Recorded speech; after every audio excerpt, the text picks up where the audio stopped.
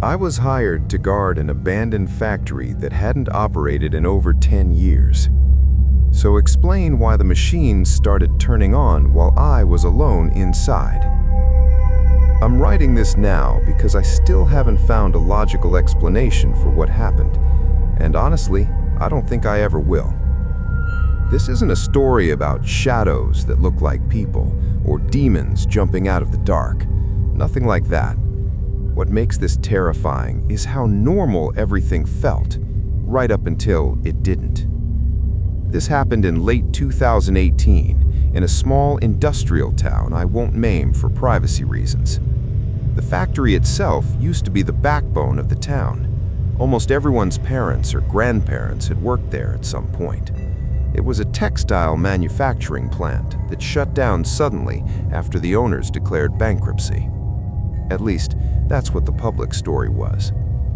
By the time I got involved, the factory had been closed for a little over 10 years.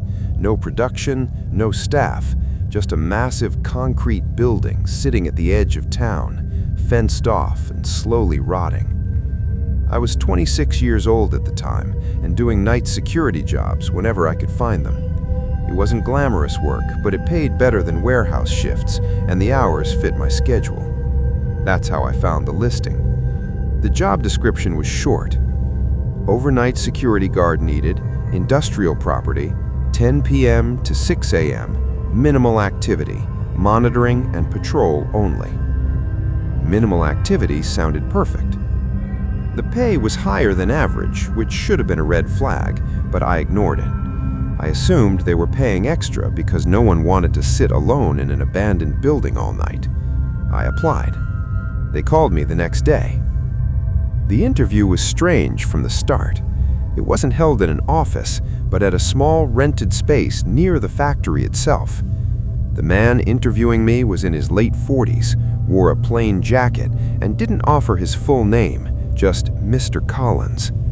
He barely asked about my experience. He was more interested in whether I could work alone, handle long periods of silence, and follow instructions exactly as given. One thing he said stuck with me. If you hear anything unusual, you log it. You don't investigate unless it's clearly human activity. At the time, I thought he meant squatters or vandals. I nodded and signed the paperwork. My first shift started on a Monday night. The factory was even bigger than I expected. From the outside, it looked like a massive block of concrete and rusted metal, with broken windows lining the upper floors. Inside, it was worse. Long corridors, wide open production floors, and ceilings so high my flashlight barely reached them. My job was simple. Sit in the small security office near the front entrance, monitor the CCTV feeds, do a patrol every 2 hours, and log anything unusual. The CCTV system was old but functional. There were about 12 cameras spread throughout the building, entrances, hallways, and a few overlooking the main factory floor. Everything was dead quiet.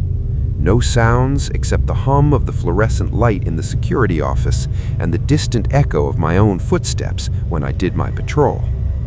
That first night was boring, peacefully boring. Nothing moved on the cameras, no alarms, no sounds. I clocked out at 6 a.m. thinking the job was going to be easy money.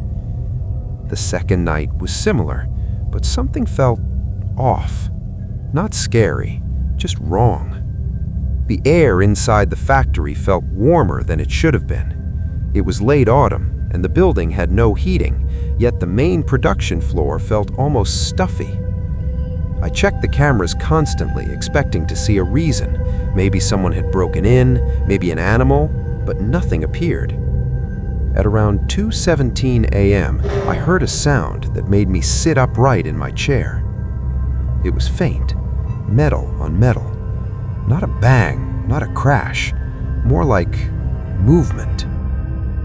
I muted the music I'd been listening to and held my breath. The sound came again, distant but unmistakable.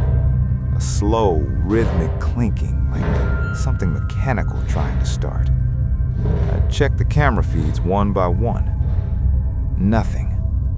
I logged the noise as unidentified mechanical sound and told myself it was the building settling or old pipes shifting. That's what abandoned buildings do, right? Still, I didn't relax for the rest of the shift. This is where things changed. I arrived a little early and did my first patrol immediately. Everything looked normal. Dust everywhere, rusted machines frozen in place, emergency lights dead. I returned to the security office at 10 p.m. and settled in. At exactly 12 a.m., every monitor flickered. Not all at once, like one by one, like a wave moving across the screens. Then the sound hit, a deep mechanical roar. I jumped to my feet as the noise filled the building. It wasn't subtle anymore. It was loud, echoing through the factory like a massive engine turning over. On the camera overlooking the main production floor, I watched in disbelief as one of the conveyor belts started moving. Slowly at first, then faster. Dust flew into the air as the belt groaned to life. Nearby machines began vibrating, their lights flickering on, even though the building wasn't connected to active power, or at least it wasn't supposed to be. I froze. My brain refused to accept what I was seeing. This factory hadn't operated in over a decade. There was no staff, no power supply, no reason for anything to work. And yet, the machines were waking up. I reached for my radio, my hand shaking, and called the number I was given for emergencies. No answer. The noise grew louder. On another camera, I saw something that made my stomach drop. A control panel light was glowing green. That panel was covered in dust earlier that night. I remembered brushing past it during my patrol. Now, it looked clean, like someone had wiped it down. Against my better judgment, I left the security office. Walking onto the factory floor felt like stepping into a different place entirely. The air vibrated with noise. Machines that should have been dead were running, belts spinning, gears grinding. But there were no workers, no footsteps, no voices. Just the sound of production without production. I kept my flashlight trained ahead of me as I moved toward the control room, every instinct screaming at me to turn back. As I got closer, the noise began to die down. One machine stopped, then another. By the time I reached the control room, the factory was silent again. Inside, everything was covered in dust, except one switch. It was flipped to the on position, and it was warm. I stood there staring at it, my heart pounding, when I heard footsteps behind me. Slow, heavy. I spun around, flashlight raised. Nothing. The factory floor was empty. I left immediately and locked myself back in the security office until sunrise. The next morning, I reviewed the CCTV footage from midnight. What I saw still makes my skin crawl. At 11:58 p.m., the camera showed the factory floor empty. At 12 a.m., the machine started. At 12:01 a.m., figures appeared on the far end of the production floor. They were blurry, indistinct, but they moved with purpose, walking between machines like they knew exactly where they were going.